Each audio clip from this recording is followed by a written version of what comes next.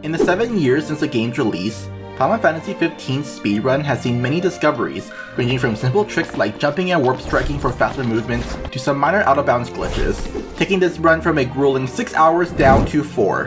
A 4-hour run for a game as long as this is impressive, but for many, a 4-hour speedrun is not something they can realistically make time for in one sitting.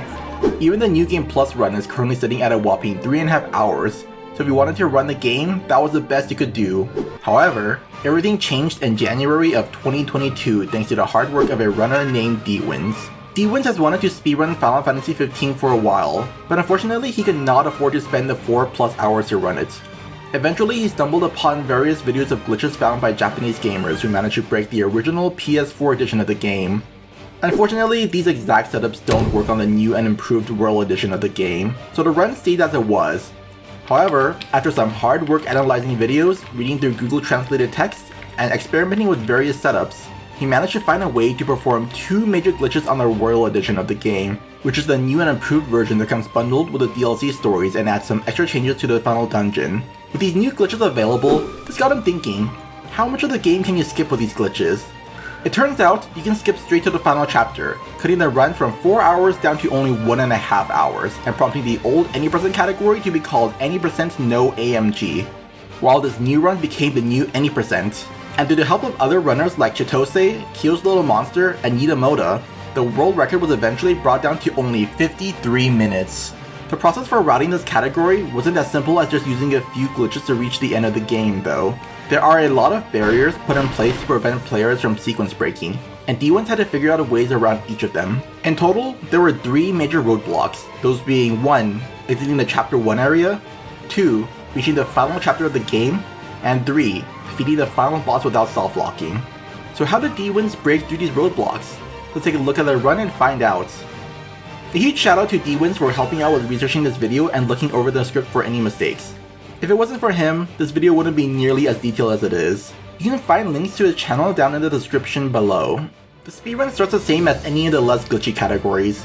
You push the car, fight some monsters, say no to delivering the package for Cindy, only for her to shove it in your car anyways. God damn it, Cindy. Haven't you ever heard of consent? Well, when we say no, we mean no. The first roadblock for the run is figuring out a way to escape the Chapter 1 area.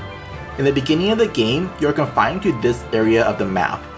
While it's not a requirement as the world opens up by Chapter 3, breaking out now will save about 30 more minutes over having to progress that far into the game. To break out, runners will perform the first big glitch of the run, which is a zero camera bug, or ZCB for short, in order to get past this gate. To do this glitch, first you need to set the framerate cap to 120 frames per second and stand in this general area. You don't need a perfect 120 frames per second to do this glitch, but you do want to maximize your framerate for it. Runners also have the FPS menu open so they can keep an eye on the disk speed, which is important for performing this glitch fast. You start by going to first person mode, then you jump against this cliff and press R2 to open the combat menu. For this instance, we're aiming to open the menu at the very top of Nox Jump, though depending on where you're doing this glitch, you would freeze the game at a different point in Nox Jump. With Noctis frozen in mid-air, we'll switch to the Take Photo menu. After that, we'll quickly press Confirm, Cancel, and Options in quick succession to go into camera mode while still in first person mode. This glitches the camera to some faraway location which will freeze in place by opening the menu. Here we'll change the frame rate to 30 frames per second to slow down the game. We'll then wait for the disk speed to drop below 40 megabytes per second and then click Resume while mashing R2 to open the combat menu again. Here we'll press Confirm and Triangle to go into photos and camera mode. Note that you do need at least 1 photo in order to do this. We'll then buffer the menu by closing and reopening the photo album to force the game to start loading, and then press Cancel twice to exit out of camera mode and regain control during this load screen. Now that we've regained control of Noctis, we'll carefully navigate up and left to get out of bounds, either getting to the top of the cliff or reaching the other side of the gate. You can then have Cindy magically teleport the car here on the other side of the gate. And thankfully, she doesn't seem to be mad at the fact that we forgot to deliver her package. Now that both the party and the regalia are on the other side of the gate, runners officially have access to the areas outside of Chapter 1. If you're already amazed by this, then you're in for a ride because this is far from the wildest trick in the run. The run's only going to get crazier from here on out. The next roadblock for Dwins was finding a way to reach Insomnia in the final chapter. To do so, runners need to unlock chocobos. So it's time to head to Wiz Chocobo Post.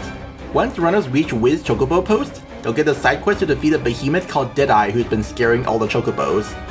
From here, there's two ways to do the Deadeye quest. There's a normal way, and then there's a faster but more complicated way. And of course, since this is a speedrun, runners will go with a faster but more complicated way. This involves having the boys get in the car and having Nox drive them a few feet. Then they'll run here to this rock and do another ZCB to get past the invisible walls, and one more here at the building to skip all of the events leading up to the Deadeye quest. Runners do also need to remember to run to the entrance of this area to trigger a dialogue from Glady, which is required for this mission, and then continue on to the actual fight, which is done by controlling Ignis and having him demolish the beast by maintaining a 4 times damage multiplier. After turning in the quest, runners can now rent chocobos to run around much faster. But why are chocobos so important to the run? By themselves, they're completely useless, but combined with one more glitch, runners will have a way to enter the final chapter, and this next glitch is the holy grail of Final Fantasy XV speedrunning, and that glitch is called the Active Menu Glitch, or AMG for short. This part of the run is done with confirm set to O instead of X to simplify movement. The runners can simply swap X and O here and swap back later if they prefer X for confirm. Also, it's much faster to perform this glitch at night because we need monsters to spawn, so runners force it to nighttime by accepting the Mind Flayer quest. To do this glitch, first off we'll do the ZCB trick again, so we'll once again set FPS from 120 to 30, open and close the photo menu to get the game to buffer, and then during this load screen we'll press confirm to get in the car. We needed it to be nighttime for this so that monsters can spawn and attack us. Once we finally see some monsters, we'll go into the main menu and click on Elemency to get this prompt on screen. Once the monsters put Noctis in critical health, we'll cancel one of the many blue boxes on screen to close the background of the menu, which activates the Active Menu Glitch. This glitch lets you move around with any menu in the game open. And the best part is that this glitch will stay active even if you load another save file. To those of you who are new to the world of speedruns, this may sound like nothing special, but it opens up a whole new world of glitches because of how menus and text boxes are coded. Unfortunately, this glitch isn't quite complete because of the watermark left by the main menu. This watermark will self-lock the game if you try to open the main menu again, so runners will have to get rid of it. To do so, runners will go back to the title screen and go into the Comrades DLC, which clears the menu. Once they load back into the game, they can still freely move around with menus open. Plus, the game no longer self-locks when trying to access the main menu.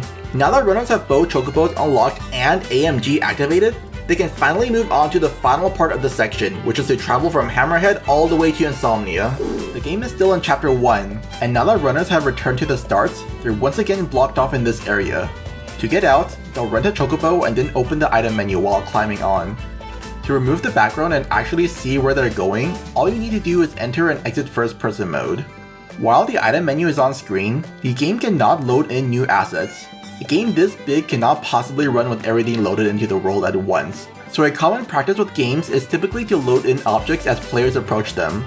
Because the game cannot load in anything new right now, if runners run far enough away, like say to this mountain, they can simply pass through the mountain and get out of bounds.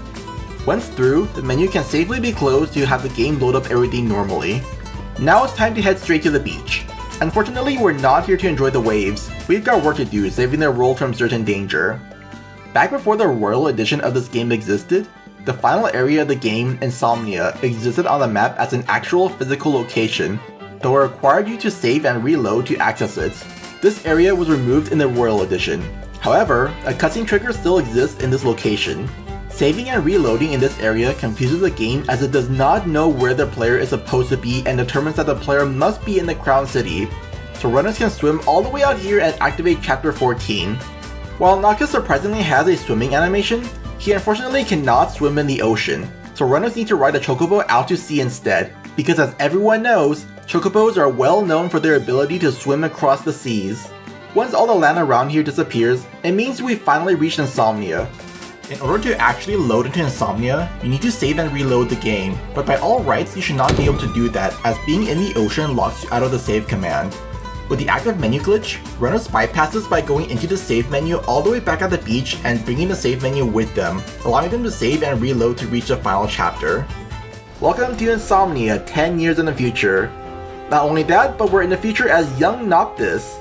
Now we reach the third and final barrier, which is actually beating the game. The issue with beating the game isn't a stat issue. Runners can actually get through the fights just fine at only level 9. The issue is that the game has some failsafes in place to prevent players from sequence breaking, and one of them prevents us from beating the game as young Noctis. Darn game developers trying to keep us from breaking their games. So now we have to make Noct old. Hey Noct, remember Final Fantasy X? Can you believe it came out 22 years ago? Hey Noct, what's your favorite retro console? Mine is a PS3. Hey Noct, guess which Pokemon game came out 10 years ago? Pokemon X and Y. Doesn't seem to be working. Guess we'll have to try something else. Thankfully, there is one way to age up Noct, but before that, there's a few things runners have to do. First off is meeting up with Old Man Core and grabbing the side quest from Yosef. Next is taking down Cerberus and Ifrit, whom runners are required to beat. Once the two of them are down, there's one more skip to perform. Inside the castle, a series of 3 bosses known as the Rulers of Yore are awaiting us, but entering the castle will set a flag saying we've beaten the bosses. This doesn't mean anything normally, but runners can actually bypass these fights by opening up a menu before the cutscene starts and going inside the tutorial. Thanks to the autosave feature, exiting the tutorial sends runners back inside the castle where the game thinks they've already beaten the Rulers of Yore. Now runners can finally face Arden, but once again they're entering the cutscene with another menu open. This is the first place where the game checks to make sure young Noctis isn't in the party, so the game will send runners all the way to the middle of nowhere if they're playing as young Noctis. Runners could have aged up Noct by now, but there is a faster way to bypass this, and that's by taking off Noct's clothes right before the cutscene ends. Unequipping Noct's clothes is only possible thanks to the active menu glitch. This tricks the game into thinking Noct is no longer in the party, bypassing the failsafe and allowing runners to finish the cutscene. Now it's time to fight Arden. Just Noct versus Arden, with Core on our side, and a bunch of soldiers and robots. Okay, this fight isn't going to go as intended, but what else would you expect at this point? Soon after the fight starts, runners head to the top of this building and do a series of warp strikes to gain some height and go out of bounds, where they'll find Old Man Core waiting for them at the guard tower. So they'll talk to him and age Noct up and make him look like your dad trying to be hip with the kids. Runners will fight Arden with all this chaos on screen, and once Arden's health gets down low enough, they'll quickly go into the equipment menu and wait out this cutscene. During the second phase of Arden, runners will simply hold down triangle to spam warp strikes on Arden while the game is constantly trying to sort their inventory. For the third and final phase, the game's going to unequip all of Noct's weapons and leave him with only the Sword of the Father. Unfortunately, runners don't actually have the Sword of the Father, which leaves Noct weaponless at the end. In the past, runners would use another glitch to forcefully bring another party member with them, but party members are unreliable, so instead, they'll keep this menu up on the screen during phase 2 against Arden and equip an actual weapon on Noct while going to the final phase. Warp striking isn't allowed, but the fight can be done normally, allowing runners to reach the final quicktime events, which marks the end of the run. If you're interested in learning the speedrun, I have D-Win's text guide as well as Kyo's Little Monsters video guide linked in the description together with the Final Fantasy 15 speedrunning Discord.